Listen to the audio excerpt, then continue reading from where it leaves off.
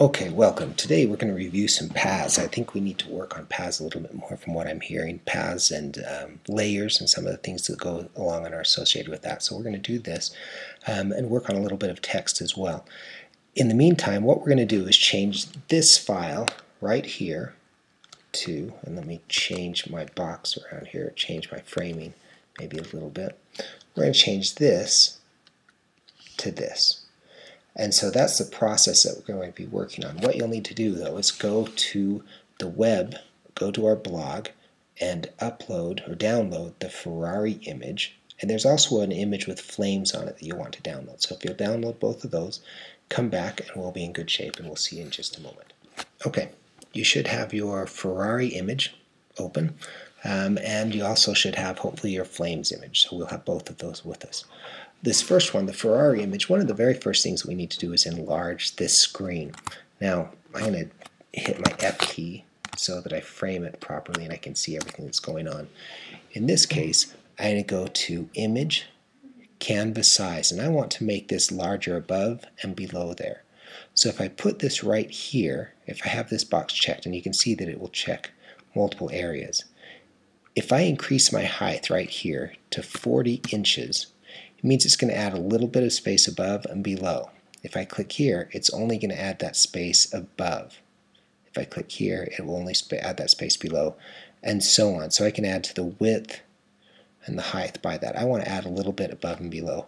I want to give extra area to work, so I'm just going to do that. I'll hit OK. And you'll see now that I've got all this space below and all this space above. Now I want to duplicate this. I'm going to grab this background layer and drag it to here. You'll see that it will duplicate it. Now I'm going to rechange that by double clicking over the background copy. I'm just going to call it car so I can keep track of it. Now the next thing I want to do is this. I'm going to hide the car layer. So now I'm just on the background layer, and I'll select on that, and I'm going to change this from red to black. I want a gradient fill in there. So I'll get over here my eyedropper tool. I'm going to get red for my color here, and then you'll see that I've got black here. Now if I take the gradient tool and I go over here, it's going red to transparent. I want to go red to black. If I take that and in just a general linear gradient, I can click and drag. It'll change that from red to black. Now you'll notice there's a little bit of grain in here. Maybe yours won't have that as much. One way to solve that is if I click here, see how this is all black? Come over here, so now this is a black and red combination. What that will do is make just that gradient a little bit more rich as we go through that. Then I'll leave it there. Now you can always stop and rewind these just to see those little parts again if you're not clear. I'm going to go to the car. Now what I want to do right now, because I duplicated that, I had all of that white in there. I want to get rid of all of that. So the best way to get rid of that is to use my vector path tool right here and go around and create a perimeter. Now remember, the greater distance between anchor points, the smoother those lines are going to be. So if I come here and go over here, I can get a nice smooth curve, more so than if I do a bunch of very small individual increments. So I've already drawn the path, so I'm going to click there, and you can kind of see how that has gone around my Ferrari. And I can always select with the black arrow and move it around and stuff like that, or I can select it with the white arrow. That's part of that family. Select with the white arrow, and I can move individual anchor points or curves or things like that, and be able to go in and make adjustments with it. Okay, so that's one of the things that I can do. I have the flexibility to do. So go ahead and stop this, get your path all the way around it, and then come back. Now that you have your path made, we're going to turn that path on by clicking where it says perimeter, and I've given that the name. Okay, it'll say work path. If it says work path, what you want to do is double click on it and give it a name, and that will automatically save, or it will save it for you. Now I'm going to load this as a selection. If I have this, I can come down here and click and it will load that path as a selection. Now I'm going to zoom out very quickly so you can see what happens. With that path loaded as a selection, I want to get a soft edge to it, so I'm going to go to Select, Modify, and I'm going to contract this by just 1 pixel. So it's going to come in over my Ferrari just a little bit. And then I'm going to go to Select, Modify, Feather. I'm going to feather this by 1/2 pixel, and what that will do is give me just a little soft edge around this. Zoom out so I can push Command 0. That will fit my whole image on the screen. And go to Select, Inverse, so we'll select all this outside area, and then I'm going to delete. And you'll see now that all of that area outside that car is deleted, and I'm left with this. I also will have a nice soft edge between the car and the red surrounding it. So it'll give me a little bit better blend. Okay. Now, I want to change the color of this car. I want a yellow Ferrari. So what I'm going to do is come down here to my adjustment layer. And I'm going to change this from a solid color. I'm going to go down here to Hue and Saturation. Now, what this layer does is change the color of everything that's below it. And I can do a lot of different, you can go through and experiment with these. I can do this, and I'm going to go to my hue on this, and I'm going to adjust my hue until I get sort of an orange color. Okay? Now, I like that. The problem that I have though now is that all of this area around it is also orange. So what I need to do now is go in and mask that out. I want to show you what will happen. If I get black, and I come in here, and I'm going to get a little bit bigger brush so you can see. Everywhere here that's painted black will disappear. Everywhere that's white will show the changes that are caused by this adjustment layer. So if I draw a circle right here on this adjustment layer in black, we don't see the black on here, but what we do see is the black here, and it's hiding that area. Okay? So what I can do now is this. If I hold the Command key down, I can come down and click on my car, and it will load that area as a selection. Now I'm still loaded, but that selection is loaded here on this mask.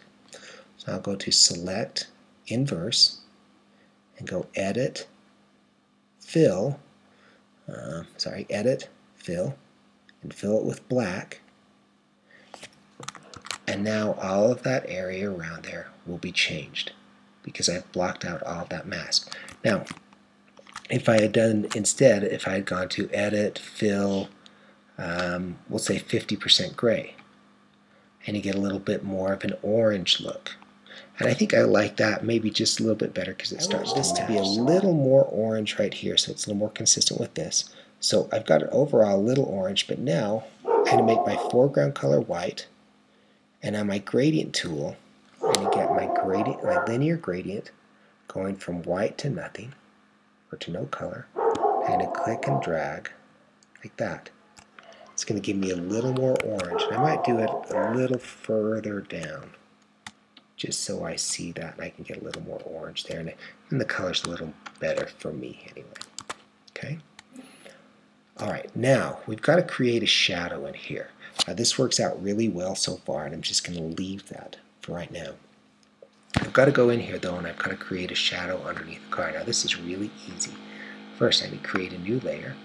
Now it needs to be under the car obviously, so I'll just drag that layer down here and call it shadow. Okay? Then I'm going to get my lasso tool, and with the lasso tool I'm just going to kind of drag a shape that's about what the car shape is going to be. Like that.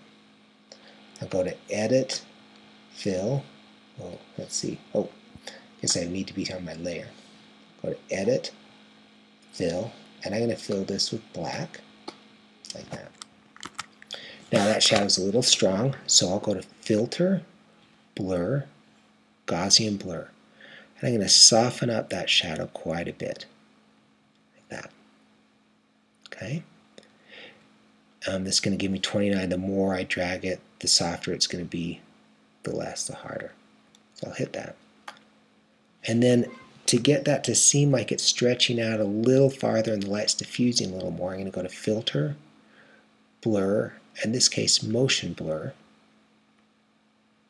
I'm going to rotate that about the angle of my car and stretch that shadow out quite a bit more, like that. So it'll feel like it's diffusing a little bit more. And so I'm a little happier with that shadow. Okay, your shadow should be good, and in fact, to make my shadow work a little bit better, what I want to do is change that shadow here from normal to multiply, and then it will overlay the colors a little bit better that's underneath it. All right. These layer modes adjust what a shadow or what the light or whatever these images are and how they're going to interact with each other. Okay. Now, a couple of things really fast. If I want to change, I want to go back to this hue and saturation. Right now, I've changed the color of the logo of that Ferrari, and that's not right. That has to be a different yellow color. So I need to get a black for my foreground color and a smaller brush. And I can come in here now and paint that black in that mask, and it will hide all of those changes. In fact, if I want to, I can come in here and do the same with my Ferrari brake pads or whatever they're called. And I also want to make sure that the reflection is changed a little bit, because I don't want it to reflect orange when it's a red brake pad. So a red brake, whatever they're called. Those of you that are mechanics, you'll know what it is, what it's called. So I'm going to go in, I've got to go in and make those quick changes here. I'm going to make this small. So go in and make those changes very quickly, and we'll see you back in a minute. Now, to add the flames behind here, let's go ahead and we want to get our flames. I'm going to have to change my framing here really fast.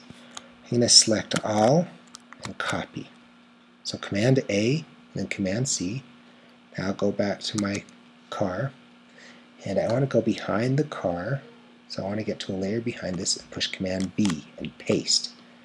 And that will paste those flames in there. Now you'll notice that those flame colors are changing because of everything that we've got going on in here, up here. And so that's a change, that's something that we're going to have to work on later. Now we won't worry about it right now, but later we will. One thing that we do need to do though is mask out some of this color around the car. And so we're going to create a layer mask, or mask out some of this color around the flames. We're going to create a layer mask.